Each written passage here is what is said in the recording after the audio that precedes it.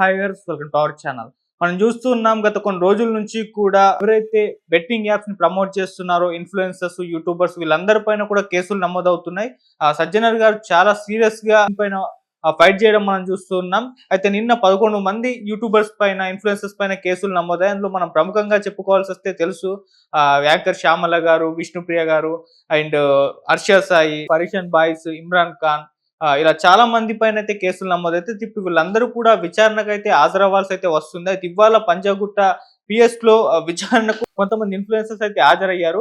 మరి ఏం జరిగింది, ఇప్పుడు పంజాగుట్ట పోలీస్ స్టేషన్ పరిధిలో అసలు పరిస్థితి ఏ విధంగా ఉంది, ఎవరెవరు ఇన్ఫ్లుయెన్సర్స్ అక్కడ హాజరయ్యారు, మరి విచారణ ఎలా జరుగుతుంది, సో ఈ బెట్టింగ్ యాప్స్ ప్రమోట్ చేస్తున్న వాళ్ళు ఇప్పుడు ఏం చెప్తున్నారు, సో ఇప్పుడు డిస్కస్ చేయడానికి ఆ పంజాగుట్ట పిఎస్ దగ్గర మా రిపోర్టర్ తేజ ఉన్నాడు. సో తను ఏం చెప్తాడో ఒకసారి మనం విని తెలుసుకుందాం. అక్కడ పరిస్థితి ఏ విధంగా ఉంది, ఎవరెవరు వచ్చారు, వీటన్ని డీటెయిల్స్ కూడా అడిగి తెలుసుకుందాం. తేజ, సో ఇవాళ మరి విచారణకు ఎవరెవరు హాజరయ్యారు, మరి వాళ్ళు ఏం చెప్తున్నారు, బయట మీడియాతో వాళ్ళు ఏమన్నా మాట్లాడే ప్రయత్నం చేశారా, సో ఇప్పుడు అక్కడ పరిస్థితి ఏ విధంగా ఉంది తేజ?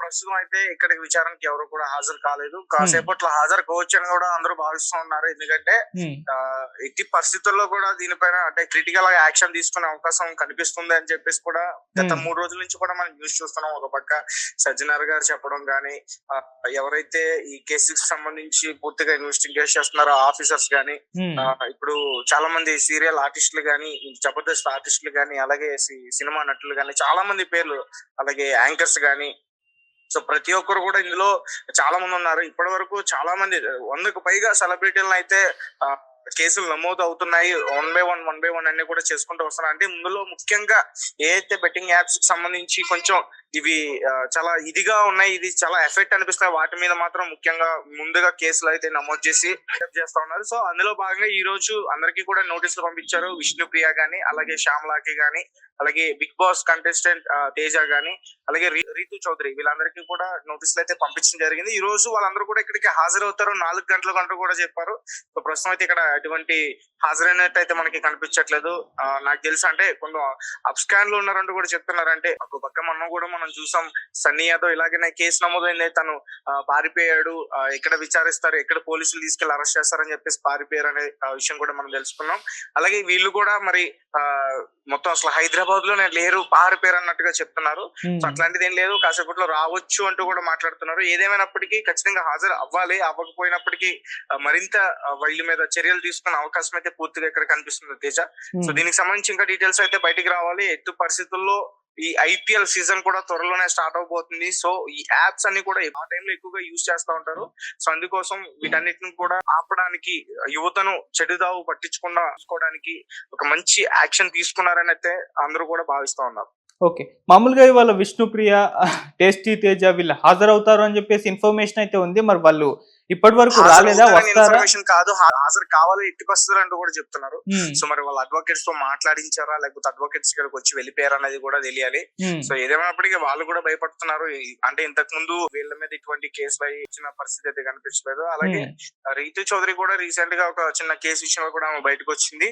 సో ఆమె కూడా కొంచెం ఇబ్బంది పడుతున్నారనే చెప్పుకోవచ్చు ఈ బెట్టింగ్ యాప్స్ గురించి. అలాగే వాళ్ళకు కూడా అంటే ఇవి బెట్టింగ్ యాప్స్ ఇవి ఇట్లా ఇది చేస్తున్నాం, దీని వల్ల వేరే వాళ్ళకి హాని చేస్తుంది అనే విషయం వాళ్ళకి పూర్తిగా తెలియదు. సో అందుకే ఇట్లా జరిగిందంటూ కూడా వాళ్ళు కూడా చెప్తున్నారు, వేరే వాళ్ళకంటూ కూడా చెప్తున్నారు. ఏదేమైనప్పటికీ సో వాళ్ళని ఎక్కువగా చాలా మంది ఫాలో అవుతారు, సెలబ్రిటీ హోదాలో ఉన్నారు కాబట్టి, సో వాళ్ళ ఎక్కువగా ఎఫెక్ట్ అయ్యే పీపుల్స్ ఉంటారు కాబట్టి, సో ఖచ్చితంగా వాళ్ళ పైన చర్యలు తీసుకుంటారు.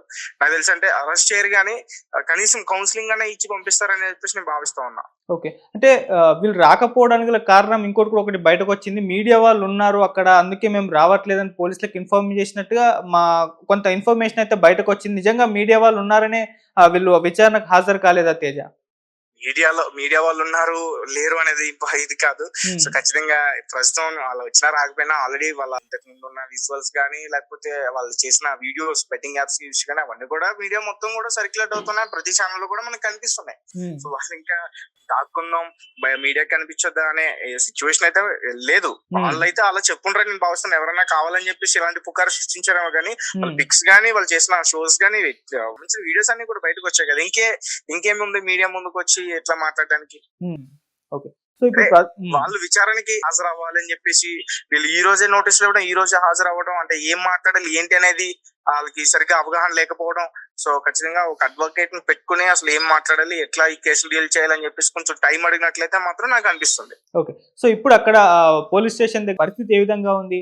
ఎవరైనా వచ్చారా ఒక్కరన్నా కూడా? లేకుంటే ఎవరు కూడా రాలేదా? ఎలా ప్రస్తుతం ఉంది అయితే అక్కడ?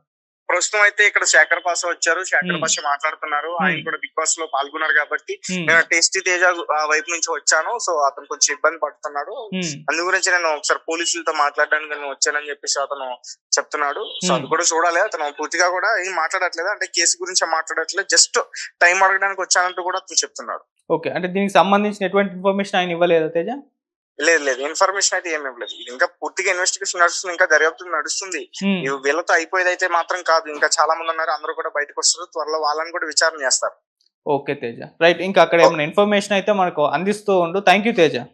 Okay right, thank you. So ఇది మరి పంజాగుట్ట పోలీస్ స్టేషన్ పరిధిలో ఇటువంటి పరిస్థితి అయితే ఉంది. అంటే విష్ణుప్రియ, టేస్టీ తేజ, రీతు చౌదరి ఇలాంటి వాళ్ళందరూ కూడా విచారణకైతే హాజరు కావాలి. కానీ ఇప్పటి వరకైతే కాలేదు. మరి ఏంటో అనేది కూడా స్పష్టంగా అయితే బయటకు రాలేదు.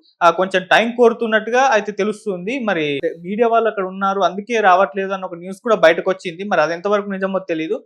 సో అక్కడ టేస్టీ తేజ తరపున శేఖర్ భాష అయితే అక్కడ వచ్చారు. ఆయన కూడా దీనికి సంబంధించిన బెట్టింగ్ యాప్స్‌కి సంబంధించిన ఎటువంటి ఇన్ఫర్మేషన్ అని ఇవ్వట్లేదు. జస్ట్ పోలీసులతో టైం కావాలి అని చెప్పి కోరుకోవడానికి వచ్చినట్టుగా అయితే తెలుస్తుంది. సో ఇది ఇప్పటి